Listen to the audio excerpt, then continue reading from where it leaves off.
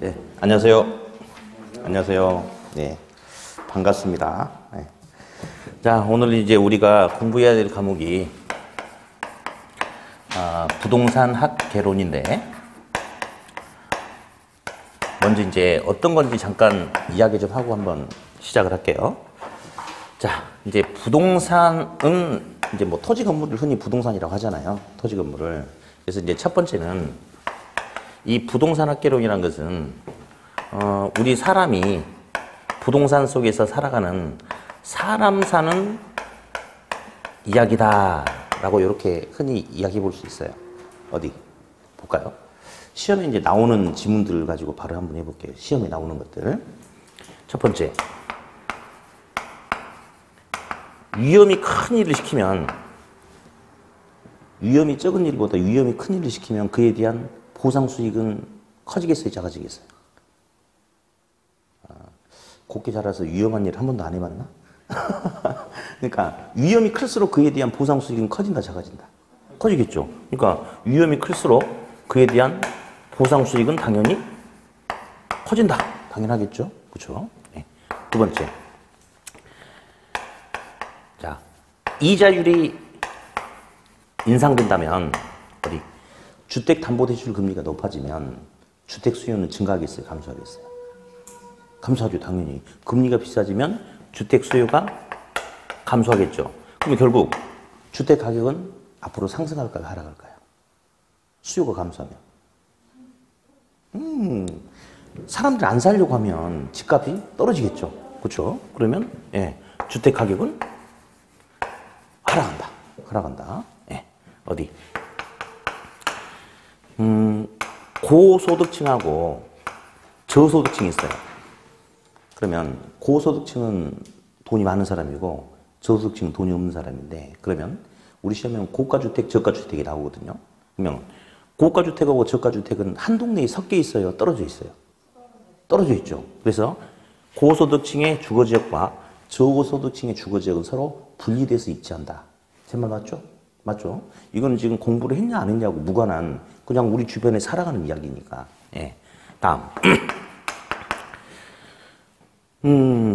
또 그다음에 이제 뭐 여러 가지가 있는데, 부동산 시장에서 경기가 좋으면 수요 공급에 의한 거래가 활발하게 나타나고 부동산 가격이 오르게 되는 거거든요. 경기가 좋으면. 그러면 경기가 좋아짐에 따라서 거래가 활발해짐에 따라서 부동산 가격이 상승한다라고 하자. 그러면 어디? 매도자 같은 경우는 집을 갖고 있는 사람은 주택 가격이 막 올라요.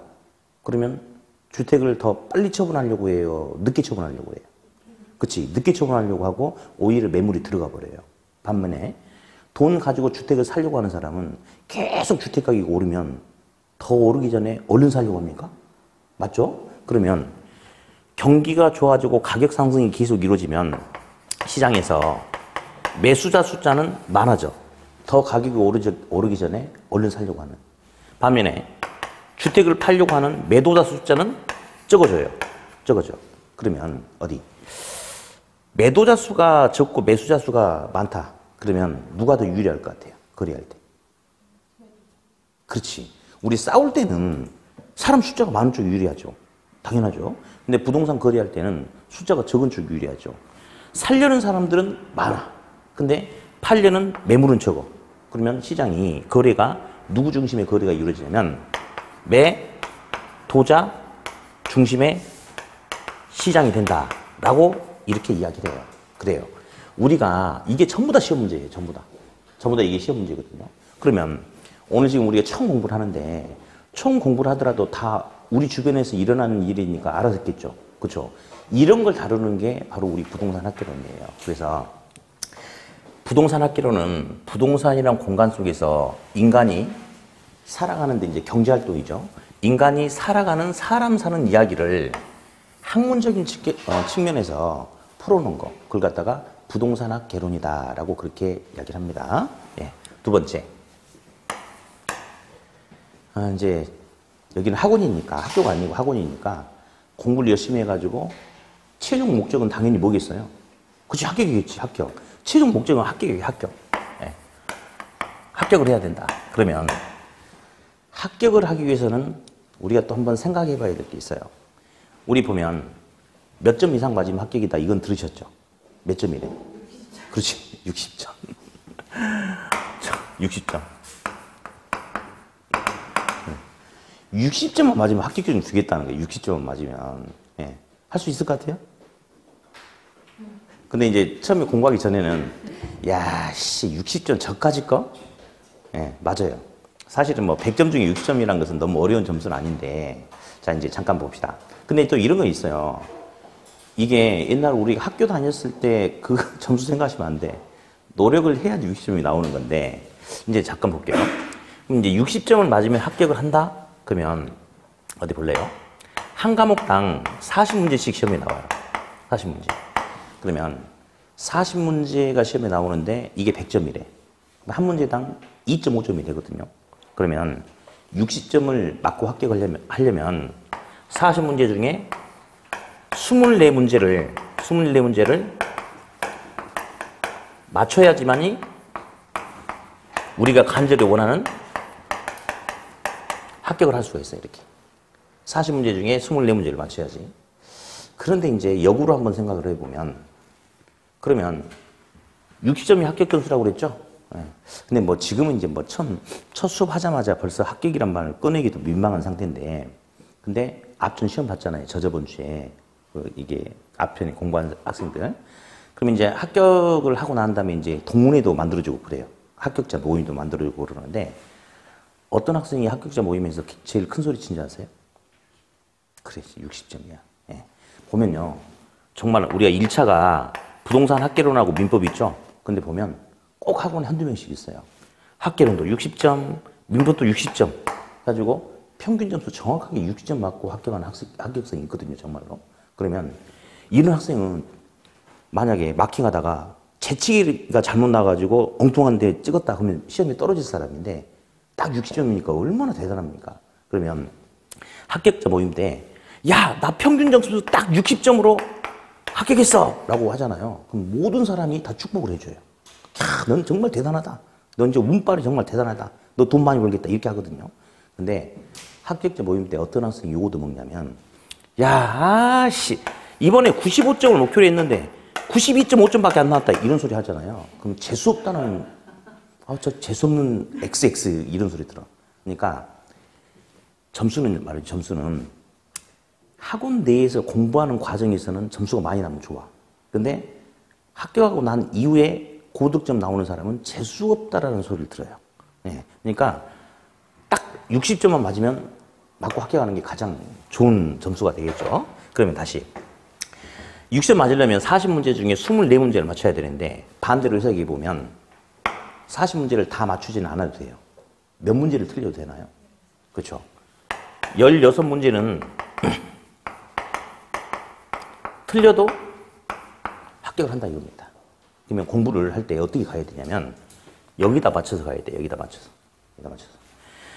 이제 보면요.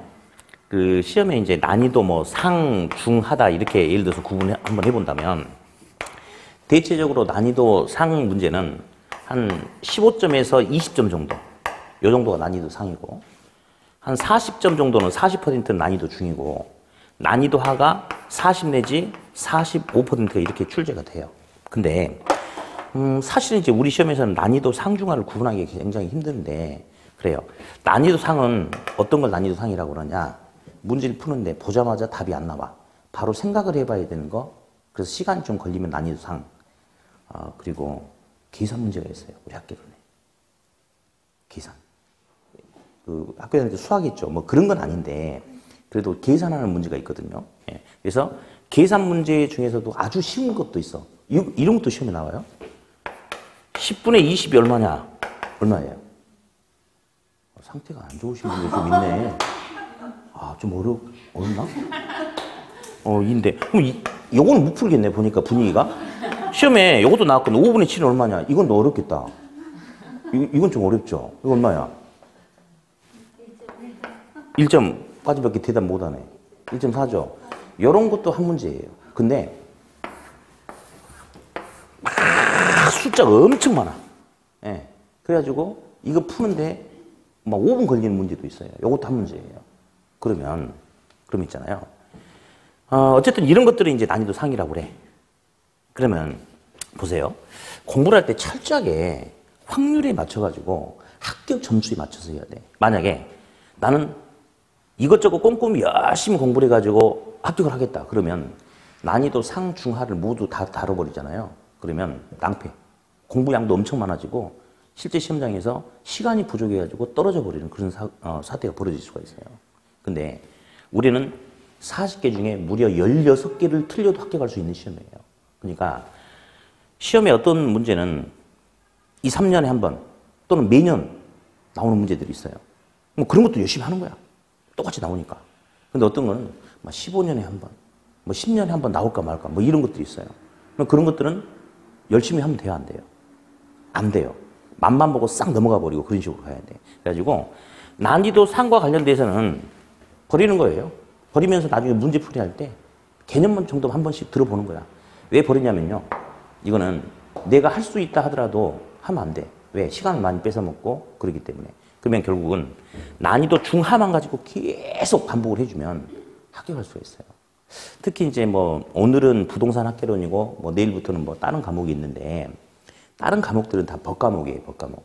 근데 우리 부동산 학개론은 인간이 부동산이란 공간 속에서 경제활동을 하면서 살아가는 사람 사는 이야기를 하는 거거든요. 학문이 학문. 그래서 또 되게 좋은 점이 있어요. 우리 부동산 학개론이. 다른 과목은 법이 개정이 되는 게 있어요. 새로운 판례가 있어. 다 해야 돼. 근데 학개론은 그냥 학문이야. 개정 없어요. 똑같이 나와, 매년. 그래가지고 시험에 보면요. 기출문제 지문이 완벽하게 똑같은 내용들이 거의 대부분이야. 그러니까 이렇게 옳은 것은 틀린 것은 이런 문제 나오잖아요. 그러면 지문 정말 몇 개 빼고 나머지는 다 시험에 나왔던 지문들만 나와요. 그래서 이제 여러분들 지금은 오늘은 이 자료를 가지고 수업을 하는데 아마 이제 책이 이제 조만간 금방 나올 거예요. 제가 이제 온 걸 다 넘겼으니까. 근데 제가 이번에 새로운 시도를 한번 했어요. 어떤 시도를 했냐면 우리 이제 기본서 이제 이렇게 그 책이 크게 나올 거예요. 나중에 좀 있어요. 그러면 예를 들어서 큰 1번 A에 관한 설명이 해가지고 막 이렇게 설명이 나와. 그러면 1번은 A는 어쩌고 저쩌고 막 이런 게 나오죠. 그러면 요 바로 밑에다가 1번 내용과 관련된 여지껏 시험에 나왔던 기출 지문들을 싹 다 곳곳에 다 넣어줬어요. 그러니까 결국은 책을 읽으면서 그 관련된 기출 지문을 바로바로 이렇게 익숙하게 볼 수 있게끔. 예. 그래서 아마 우리나라에 이런 책은 없을 것 같은데 이번에 제가 되게 시간 투자해서 해놨거든요. 그래가지고 결국은 학개론은 이 기출 지문에 익숙해지면 두 가지겠죠. 하나. 그리고 우리 이제 시험에서 이렇게 떨어진 학생들은 합격도 하고 불합격도 하지 않겠어요? 근데 시험에 떨어진 학생들이 왜 떨어지는 거냐면 공부량이 부족해서, 노력이 부족해서 그런 게 아니에요. 실수를 많이 하니까 떨어지는 거예요. 그러니까 정상적으로 공부를 하면 우리가 배웠던 내용만 가지고도 합격하는데 아무 문제가 없거든요. 근데 문제는 뭐냐면 실수를 5개만 해야 되는데 어려운 거 빼고 내가 아는 거. 실수를 5개만 해야 되는데 실수를 6개, 7개 하니까 떨어지는 거예요. 그러면 실수를 왜 하는지 아세요? 왜 하냐면 만약에 그러니까 우리 1차는 학개론하고 민법인 거 아시죠? 그럼 2개 합치면 몇 문제예요? 80문제를 100분 안에 풀으라고 그래요. 마킹까지. 근데 그 100분은 1시간 40분인데 너무 짧은 시간이에요. 문제 풀다 보면 금방 100분 날아가 버리는 거거든요. 그러면 만약에 시간을 100분을 안 주고 200분을 주고 풀어야 한다. 그러면 합격할 수 있어요. 실수를 안 하고 차분하게 할 수 있으니까. 근데 짧은 시간 내에 해결해! 라고 압박을 하니까 실수를 많이 해버리는 거야. 그러면 거기에 대한 대비책은 시험에 주로 나오는 기출지문을 자꾸 봐줌으로써 눈에 익혀야 돼. 그러면 시험에 어떤 지문이 나오면 보자마자 오케이 넘어가 맞아 틀려 이렇게 잡아내줘야지만이 주어진 짧은 시간 내에 문제를 해결하고 실수를 줄이고 이렇게 해서 합격할 수 있거든요. 그래서 이제 나중에 이런 식으로 이제 책이 나올 거예요 아마. 네. 자 그러면 그래서 16문제나 틀려도 합격할 수 있는 시험이 우리 시험이기 때문에 철저하게 우리가 이해할 수 있고 짧은 시간 내에 소화시킬 수 있고 시험에 출제가 자주 되는 난이도 중하만 가지고도 이게 80점이에요 80점. 많이 나오면 85점이고 예. 그러면 여기서 20점 까여도 60점 넘거든요. 그러니까 요것만 가지고 열심히 반복해주면 합격하는데 아무 지장이 없어요. 물론 요건 제가 이제 알아서 다 제시를 하겠지만. 예. 그래서 이제, 요런 게 이제 우리 시험의 특징이고, 세 번째 이제, 할 수 있다.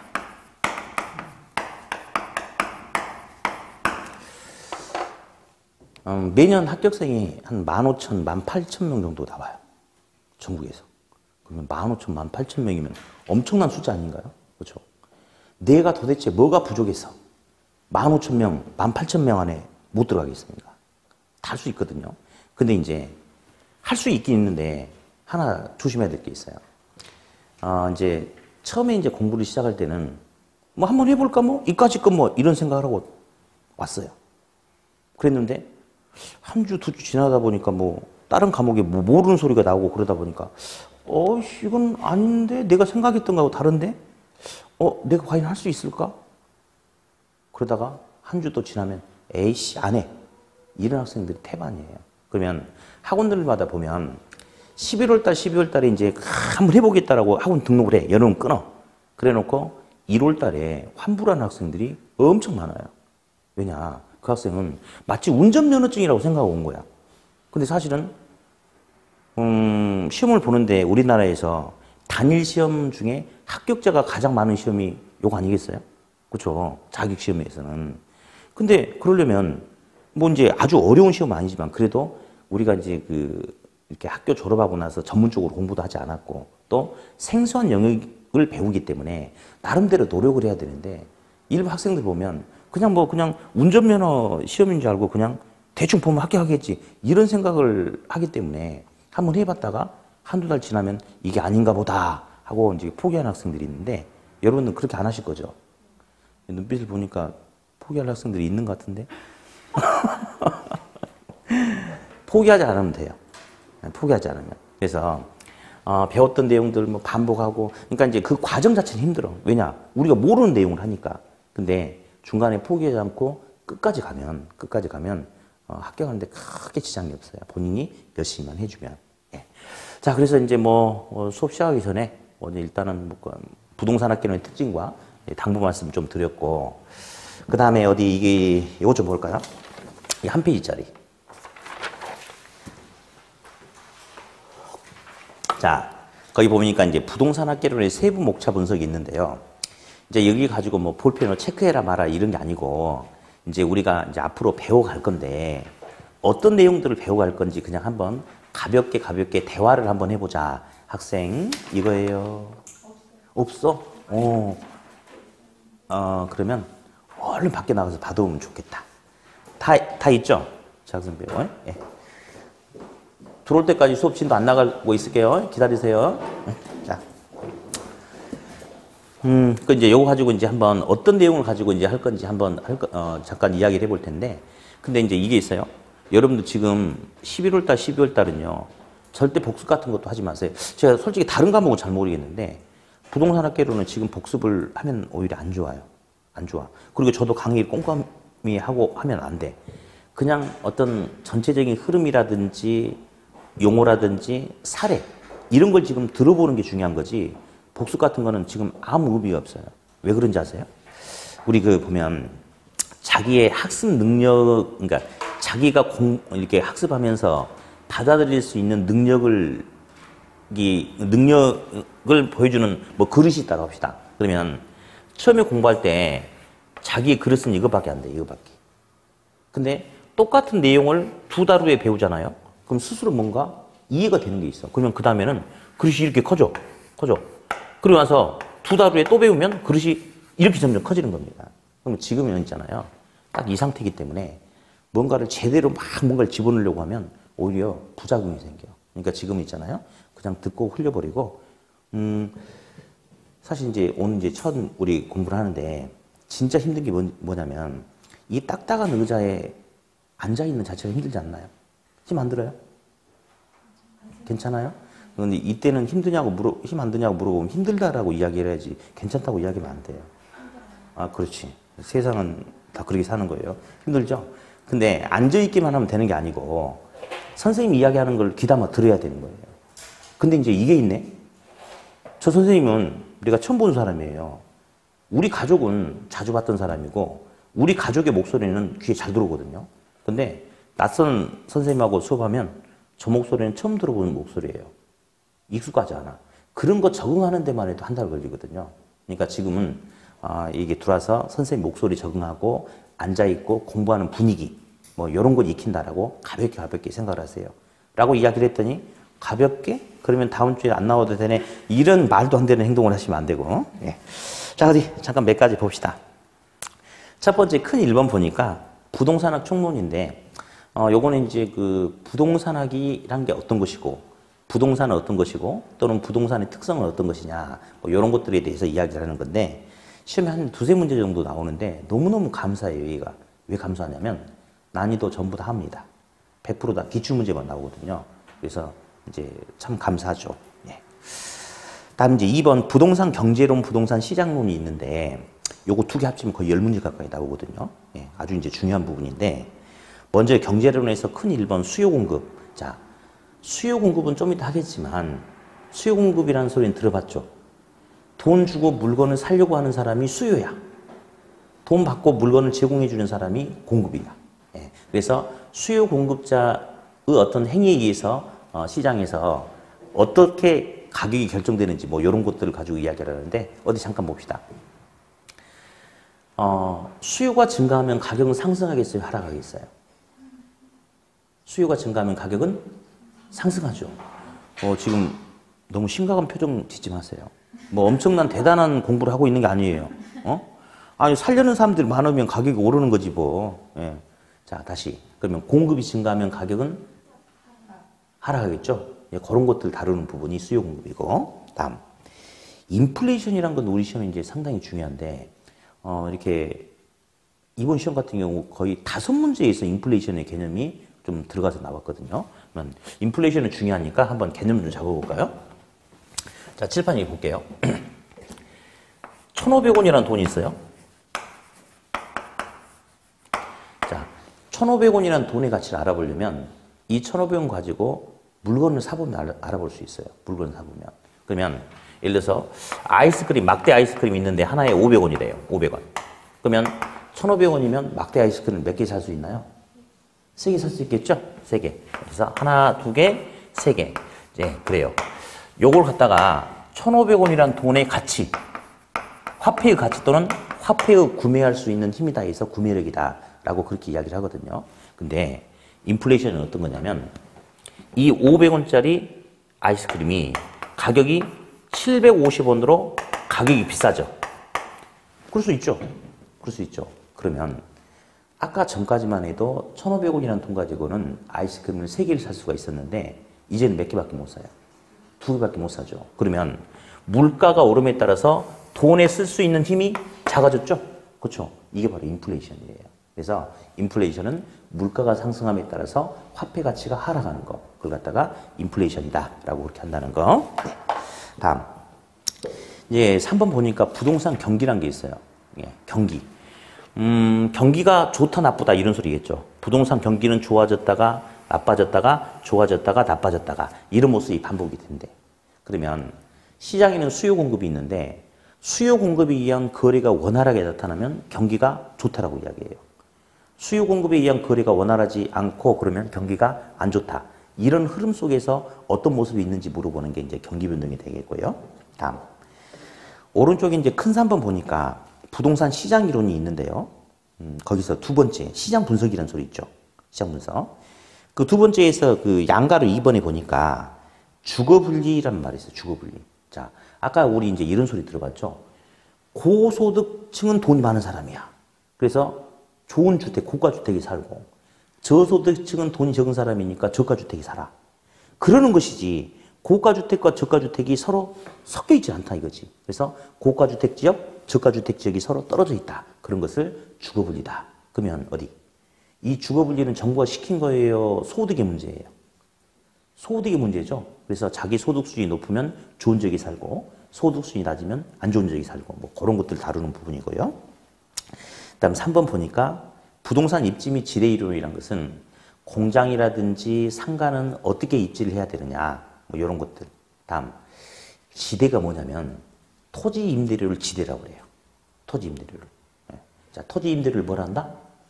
지대. 예, 그래, 지대. 그래서 도대체 이 토지 임대료 지대라는 것이 왜 발생하느냐, 뭐 이런 것들을 이제 옛날 무슨 학자들은 어떻게 했다, 무슨 학자들은 어떻게 했다, 이런 게 딱딱 정해졌어요. 근데 거의 매년 시험에 나오는데 답 찾기가 되게 좋아. 왜냐? 새로운 변화가 있는 게 아니고 어떤 학자는 이렇게 이야기했다, 어떤 학자는 이렇게 이야기했다. 이거 가지고 지금 20년을 계속 울거먹는 문제거든요. 그러니까 이제 아주 손쉽게 답을 찍을 수 있는 그런 부분이 되겠고, 다음 오른쪽에 큰 4번 보니까 부동산 정책론이 나와요. 부동산 정책, 정책이라는 것은 정부가 시장에 개입하는 걸 정책이라고 그래요. 개입하는 걸. 예. 근데 이제 여러 가지 중에 큰 3번 보니까 임대주택 정책 보이세요? 임대주택 정책. 자, 칠판 볼게요. 우리 학계로는 사람을 크게 양분하는데요. 돈 가지고 사람을 구분해 버립니다. 예. 잘생겼냐, 못생겼냐, 남자냐, 여자냐 이렇게 않고, 예. 주택을 구매할 수 있는 구매 능력이 큰 사람들을 고소득층, 중산층 이렇게 이야기해요. 고소득층 또는 중산층. 다음, 주택을 구매할 능력이 적은 사람들을 서민 또는 뭐 저소득층 이렇게 이야기를 합니다. 사실은 서민과 중산층, 고소득층과 저소득층을 구분하는 명확한 기준은 없죠. 뭐 얼마 이상 되면 얼마고 이런 건 없는데, 어쨌든 이제 우리 시험에서는 능력 되는 사람은 중산층 이상, 중산층 고소득층이고, 능력 안 되는 사람은 저소득층 서민이다 라고 그렇게 이야기를 하거든요. 자, 그러면서 이 고소득층을 주택 수요계층이라고 그래요. 그리고 저소득층은 주택 소유계층이다 라고 이렇게 이야기를 하는데요. 어디? 지금 이것 좀 한번 해볼게요. 조금 있다가 2교시 때부터 이제 내용을 배우면서 탄력성이라는 게 있어요. 탄력성. 근데 수요 탄력성이라는 파트가 있는데, 수요자는 돈 주고 물건을 고르는 사람이 수요자죠. 맞죠? 그러면 수요가 탄력적이라는 것은 선택할 수 있는 대체제가 다양하고 많으면 수요가 탄력적이라고 하고, 선택할 수 있는 대체제가 제한되면 수요가 비탄력적이다. 그렇게 이야기하거든요. 예. 그러면 어디 볼게요. 주택 수요계층은 주머니에 돈이 많이 있나요? 그렇죠? 주택 소유계층은 돈이 적죠? 그러면 식당 가면 메뉴판이 있을 거예요. 메뉴판이. 앞장에는 김치찌개 5,000원, 된장찌개 5,000원.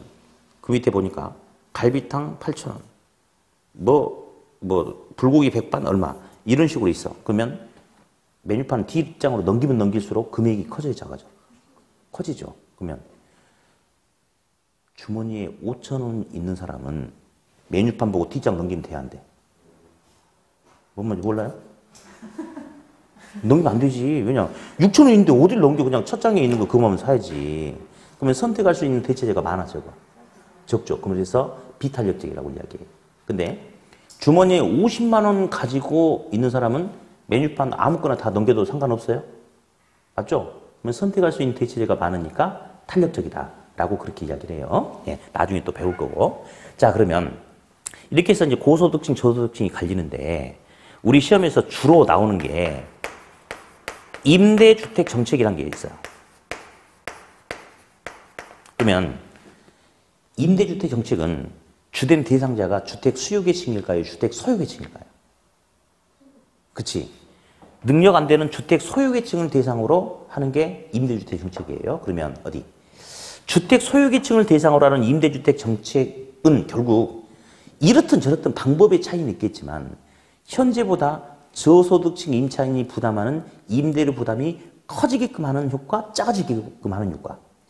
그렇지? 작아지게끔 하는 효과가 나타나게끔 하려고 하는 게 바로 임대주택 정책이다라고 그렇게 이야기를 하고, 또 하나 물어볼게요. 분양가 상한제라는 소리 들어봤나요? 분양가 상한제는 막 전용 면적 40 몇 평짜리 적용 안 해요. 우리가 이제 국민주택 규모라고 이야기하는데, 그게 전용 면적 85제곱미터 이하거든요. 우리가 흔히 말하는 몇 평이죠? 그렇지. 33평 이하를 이 주택을 대상으로만 분양가 상한제를 적용하는데, 어디? 그러면 시험에 이런 답이 나오거든요. 분양가 상한제는 시장 가격 이상으로 상한 가격을 설정하여야 한다. 찍어봐. OX. X겠지. 왜냐? 분양가 상한제는 고소득층 서민 누구를 대상으로 하는 정책일 것 같아요? 서민들의 내 집 마련을 도와주려고 하는 정책 아니에요? 그러려면 시장 가격보다 싸게 줘야 돼, 비싸게 줘야 돼? 싸게 줘야 되겠죠. 그러니까 분양가 상한제는 시장 가격보다 높은 선에서 가격을 설정한다 이런 소리 하면 안 되겠죠. 높은 선, 낮은 선, 낮은 선 그런 것들 다루는 게 이제 부동산 정책이 되겠고요.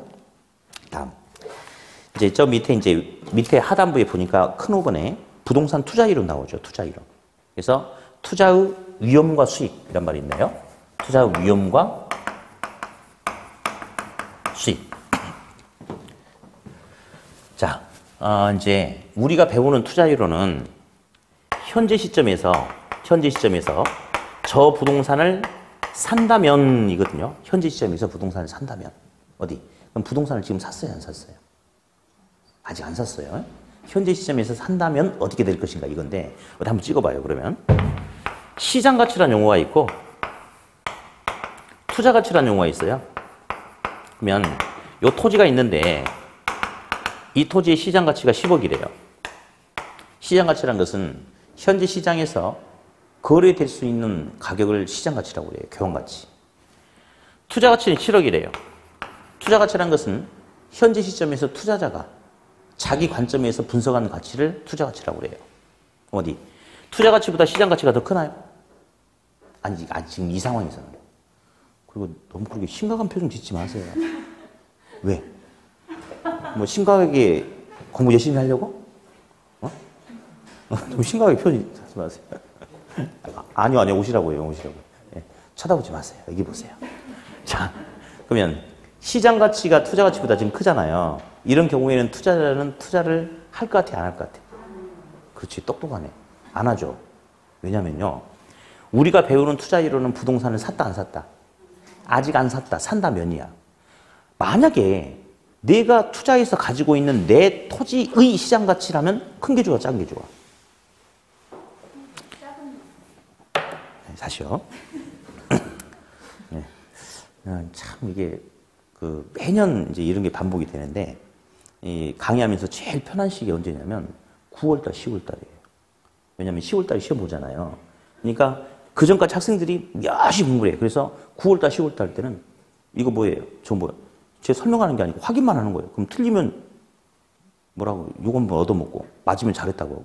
그러니까 되게 쉬워. 확인만 하면 되는 거니까. 근데 이제 그때 끝나고 이때가 제일 힘들어. 9월달, 10월달 아주 이제 학생들이 시험에 임박하니까 막 끌어올렸을 거 아니에요. 그러니까 이제 나름대로 좀 뭔가 갖춰진 학생들하고 수업을 하다가 이제 또다시 이제 이런 분위기 속에서 또 하나하나 또 만들어 가야 된다는 자체가 지금 뭐라 한 건 아닌데 이제 그렇다 이거예요. 자, 다시 질문할게요. 만약에 투자자가 이 토지를 산 거야. 그래서 이 토지가 만약에 투자자 소유다라고 하자. 그랬을 경우에 이 토지의 시장 가치는 큰 게 좋다, 작은 게 좋다? 그때는 큰 게 좋겠지. 자기 거니까. 근데 우리가 배우는 투자 이론은 샀다, 안 샀다? 아직 안 샀다. 그러면 시장 가치라는 것은 투자자가 사기 위해서 지불해야 되는 돈이거든. 그럼 이거 볼래요? 이게 무슨 말이냐? 투자자가 자기가 분석한 가치는 7억밖에 안 되는데 살려면 얼마 들어가요? 10억. 부동산 싸게 주고 사는 게 좋아? 비싸게 주고 사는 게 좋아? 싸게 주고 사는 게 좋죠? 너무 비싸? 비싸죠? 지가 볼 때는 7억밖에 안 되는데 매물로 10억이 나왔다니까? 사겠어요, 안 사겠어요? 안 산다 이겁니다. 안 산다. 네. 아무것도 아닌데 설명하려고 한참 걸렸어요. 자, 그래요. 다음. 이제 유형과 수익이라는 것은 어떤 거냐면, 예를 들어서 A란 부동산에 투자한다면 10% 정도의 수익률이 예상되는데, 자, 미래는 확실하다, 불확실하다? 불확실하다. 그러면 수익률이 10%가 예상되는데 예상했던 수익률보다 1%가 더 많이 나올 수도 있고 덜 나올 수도 있을 수 있나요? 그럴 수 있겠죠. 그래서 예상했던 거에 의해서 빗나갈 가능성을 이제 위험이다라고 그렇게 이야기를 하는데, 앞으로 이제 어떤 용어가 좀 많이 나올 거냐면요. 비례, 반비례 이런 말이 많이 나올 거예요. 비례라는 것은 너도 커지고 나도 커진다. 우리 둘은 비례 관계다 이렇게 이야기를 해요. 반비례는 너는 커지는데 나는 반대로 작아진다. 그걸 반비례다라고 그렇게 이야기하거든요. 그러면 유형과 수익은 비례하느냐 반비례하느냐 이제 이런 것들도 시험에 자주 출제가 됐는데 잠깐 볼게요. 제가 40층짜리 건물이 있는데 이 40층이 제 거예요. 제 사무실인데요. 이 1층에 갑돌이가 아침에 출근하다 보니까 유리창을 닦고 있는 거예요. 유리창. 근데 정말 유리창을 잘 닦는 거예요. 막 뽀드득 뽀드득 소리가 나게끔. 그래서 너 유리창 잘 닦네. 하루 일당 얼마니? 했더니 10만 원이래요. 10만 원. 알았다 하고 올라갔어요. 근데 제가 제 사무실 보니까 너무 더러운 거예요. 그래서 갑돌이한테 올라오라고 그랬어. 갑돌아, 40층짜리 내 건물이 있는데 요 40층 유리 좀 닦아줄 수 있느냐 했더니 갑돌이가 돈만 주면 닦아주겠대요. 그래서 제가 그랬어요. 너 아까 그 하루 일당 10만 원이라고 그랬지? 그럼 내가 10만 원 통장에다 입금시켜 줄 테니까 유리창 닦아? 닦겠어요? 안 닦겠어요? 잘하네. 10만 원은 아까 어디서 이야기했던 거야? 저 밑에 1층에서 이야기했던 10만 원이고 층수가 높아지면 높아질수록 추락의 위험이 커지는 것은 명백한 사실인가요? 그렇죠? 그러면 1층은 10만 원이지만 층수가 높아지면 높아질수록 위험에 따른 수당을 더 줘야 되는 거 아닌가? 맞죠? 따라서 위험이 커질수록 보상 수익도 커진다, 작아진다? 커진다. 그러면 위험과 수익은 비례, 반비례. 그렇죠? 위험과 수익은 비례 관계다. 이렇게. 예. 그리고 좀 처음 공부하신 분 아닌 것 같은데? 아, 처음이에요? 거기는요? 거기는? 그래요. 참 양심적이군요. 자, 다음. 이제 부동산 금융이라는 것은 이제 부동산은 비싸요. 뭐 개발하든 사든 뭐라든 좀 비싸거든요. 그래서 부동산 금융은 부동산을 대상으로 필요한 금을 융통한다. 그걸 갖다가 부동산 금융이다라고 그렇게 이야기를 해요. 그 중에 가장 시험에 한 번도 안 빠지고 나오는 게 이자율이라는 용어입니다. 한 번도 안 빠지고 나오거든요. 예, 그러면 어디 볼래요? 우리가 지금 배우는 게 부동산이지 않습니까? 부동산. 예. 껌. 5억짜리 부동산이 있고 500원짜리 껌이 있다. 그러면 우리 시험에서 이제 그 일반 제하하고 부동산의 차이 중에 가장 원하는 게 뭐냐면 일반 제하에 비해서 부동산은 고가다. 이걸 우리 시험에서 원해줘. 맞나요? 일반 제하보다 부동산은 고가다. 맞죠? 그죠? 그러면 어디? 이자율이 인상되면 자, 여기 보세요. 이자율이 인상되면 껌에 대한 수요는 증가하겠어요? 감소하겠어요?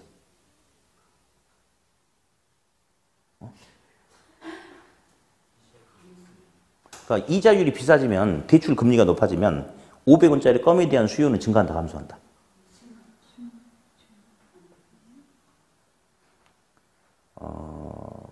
감소한다라고 이야기하는 거 보니까 집안 형편이 좀 안 좋으시네요.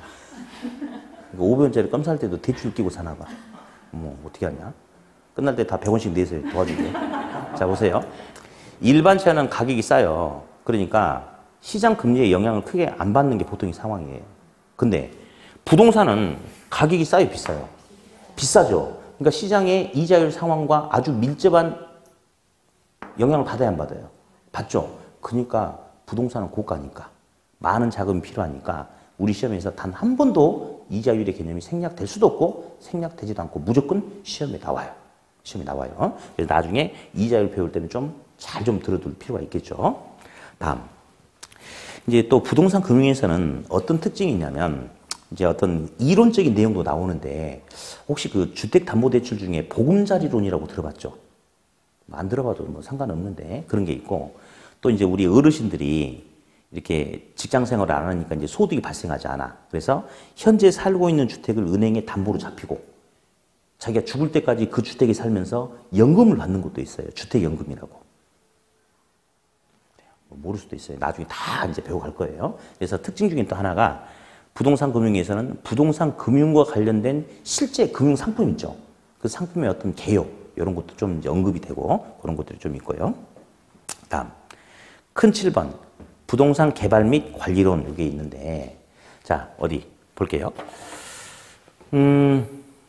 부증성이라는 소리가 있어요. 조금 이따가 이제 제가 사례도 한번 들어드릴 텐데 부증성이라는 것은 토지의 물리적인 양은 더 이상 증가되지 않는다. 이게 부증성이에요. 그런데 있잖아요.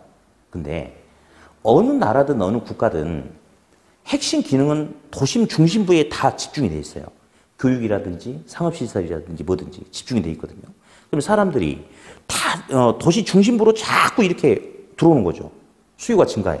근데 도심의 그러니까 토지의 물리적인 양은 증가시킬 수 있다, 없다? 없다. 그러면 땅값이 상승하겠어요, 하락하겠어요? 땅값을 앞으로 지가라고 합니다. 지가. 그래서 땅값이 상승해요. 그러면 도심 중심부는 땅값이 높아지기 때문에 2층, 3층짜리 건물들이 있으면 돼, 안 돼? 안 되죠. 땅값이 비싸니까 뽑아 먹으려면 고층 건물들이 빼곡하게 들어서 있어야 되겠습니까? 그렇죠? 그런 경우를 집약적 이용이 나타난다라고 그렇게 이야기해요. 이 질문도 아무것도 아니지. 저 그랬잖아요. 아까 부동산 학개론이 뭐라고 그랬어요? 아까. 그렇지. 우리 사람 사는 이야기라고 그랬죠. 이거 봐봐. 이거는 공부해야지 아는 거야? 아니잖아요. 도심은 땅값이 비싸다. 그러니까 고층 건물들이 빼곡하게 들어서 있다. 이런 것들. 예. 그래서 이제 이런 내용들을 다루는 부분이 있고, 그 다음에 이제 부동산 개발, 관리, 마케팅. 어디 마케팅 좀 잠깐 볼까요? 제가 이제 강의를 하면서 가장 좀 이렇게 안타까운 부분이 하나 있는 게, 그게 바로 이제 마케팅이에요. 마케팅. 그래서 이제 잠깐 일단 개념 정도 몇 가지 볼 텐데, 이제 마케팅 전략이 있는데, 어디? 가격 전략이 있거든요. 근데 이제 몇 가지만 이야기해 보면, 시가 정책도 있고, 가격 신축 정책도 있고 그래요. 자, 2016년형 그랜저. 가격이 9월하고 10월하고 가격이 달라졌어요. 지금 이제 현대 기아차가 요즘 고전을 좀 하고 있는 거죠. 판매 어떤 시장 점유율도 줄어들고 그러다 보니까 똑같은 2016년형 그랜저인데 9월 달까지 팔았을 때 가격보다 10월 달에는 뭐 6%인가 7%인가 좀 할인해서 팔고 지금 그렇게 하고 있거든요, 실제로. 그러면 어디 물어볼게요. 9월 달에 팔고 있는 2016년형 그랜저하고 10월 달에 팔고 있는 2016년형 그랜저하고 품질이 다르나요? 품질은 똑같죠. 그죠? 근데 시장 상황에 따라서 가격을 달리하고 있는 거죠? 그게 바로 뭐냐면요. 시가 정책이에요, 시가 정책. 제품의 품질 상태는 똑같은데 시장 상황에 따라서 가격을 달리하는 걸 뭐라 한다? 시가 정책. 다음. 가격 신축 정책. 똑같은 2016년형 그랜저인데 거기다가 옵션이 요게 추가가 되느냐 안 되느냐 이런 차이에 따라서 가격이 다 달라질 수 있나요? 그렇죠? 그게 바로 신축 정책이에요. 어디? 현대 힐스테이트 아파트 101동이 있어. 101호하고 901호는 면적과 구조가 똑같죠. 브랜드 똑같죠. 가격이 똑같을까요? 아니죠. 1층과 9층은 층수가 달라. 보안, 일조, 통풍. 그래서 그러니까 1층이라는 공간과 9층이라는 공간이 다름에 따라서 가격을 달리하는 거 있죠? 그걸 갖다가 가격 신축 정책이다. 그렇게도 이야기하고요. 다음 두 번째. 이제 뭐 여러 가지 전략이 있는데 이제 요런 마케팅도 있죠. 줄을 서시오 마케팅도 있어요. 줄을 서시오 마케팅. 이런 것도. 요즘에는 이제 좀 덜하지만 예전에 이제 이렇게 모델하우스 같은 경우는 청약 경쟁률이 높다는 걸 보여줘야 되잖아요. 그러니까 이 모델하우스야. 그럼 사람들은 막 줄을 서 있어요. 근데 거의 줄 서 있는 사람들의 4분의 1 이상은 뭔지 아시죠? 그치, 잘하네. 알바야, 알바. 그래서 알바를 박아놔야 돼, 이렇게. 박아놔야지, 예, 사람들이, 저기 뭔가 돈이 되나 본데? 한번 가볼까? 라고 관심을 가지면서 줄을 또 서주는 거야. 그러면, 저기 돈이 될 것 같아. 그러니까 저렇게 사람들이 많이 몰리지. 이걸 이제 만들어내기 위해서 줄을 서시오 하는 뭐 그런 마케팅도 있고, 그다음에 어떤 심리를 자극하는 그런 마케팅도 있는데, 그 아파트 브랜드 중에 LG 아파트 있죠. LG 뭐죠? 자이. 예. 근데 LG 자이 아파트가 이렇게 있는데 그 모델이 누구 또 자이하면 누구 떠올라요? 이영애죠. 이영애. 근데 있잖아요. 이영애가 나이가 몇 살이 됐나요? 지금 40대 후반 아닌가요? 관심 없어요? 본인 나이만 관심 있어? 네. 근데 이영애는 아마 이 40대 후반일 텐데 그 여전히 아름답죠. 이쁘잖아요. 그죠? 근데 이영애가 맨 처음에 LG 자이 아파트 이렇게 모델로 나왔을 때 완전히 광고업계에서는 파격적이었대요. 왜냐면 아파트라는 그러니까 20대 때 나왔으니까 한 20년 전에 나왔을 거 아니에요? 그죠? 근데 그때만 해도 아파트는 있잖아요. 편안함을 줄 수 있는 그런 거야. 편안함을. 그래서 기존의 모델들이 다 누구냐면 뭐 엄앵란이라든지 이렇게 좀 이렇게 푸근함 뭐 이렇게 남자 배우도 그런 모델들만 썼단 말이에요. 근데 갑자기 이영애가 나와버린 거야. 나와가지고 어떻게 그 CF 기억하는지 모르겠다. 흰 드레스 입으면서 그냥 요염하게 걸어가면서 시선도 약간 15도 위를 쳐다보면서 막 그렇게 다니는 그 CF가 있었잖아요. 그죠? 그러니까 그 전까지만 해도 아파트에 대한 광고 컨셉하고 너무 안 맞는 거야. 다른 거야. 근데 완전히 초대박을 쳤어요. 왜 그러냐면 우리가 이제 그 남자가 가장이라고 통상 이야기를 하죠. 직장 생활을 남자가 더 많이 하니까. 남자가 이제 가장인데 큰 소리 쳐. 근데 남자는 말이죠. 사실은 푼돈에 대한 의사결정을 하는데 큰 소리 치는 것이지 실제로 아파트가 막 3억, 4억, 5억 이런 데에서는 남자의 의견이 중요한 게 아니고 의사가 중요한 게 아니고 주부의 의사에 의해서 결정이 되는 경우가 대부분이란 말이에요. 그러니까 남자들은 푼돈 쓰면서 큰 소리 치는 사람이고 여자들이 진짜 큰 돈을 움직일 수 있는 사람들이에요. 그래서 LG에서 광고하면서 주부들의 심리를 자극하자 이거예요. 그래가지고 이영애를 LG 자기 아파트에 집어넣는 거야. 그러니까 이제 주부들이 야, 이영애가 LG 자기 아파트에 있으니까 너무너무 아름다운 거예요. 그래서 야, 나도 LG 자기 아파트에 들어가면 이영애처럼 아름다운 삶을 살 수 있겠다. 근데 사실 이영애가 LG 자기 아파트 안에 들어가서 아름다운 거예요. 원래 아름다운 거예요. 원래 아름다운 거잖아. 근데 이제 그렇게 이제 주부들의 심리를 자극해가지고 완전히 초대박 친 광고 상품 이런 게 있어요.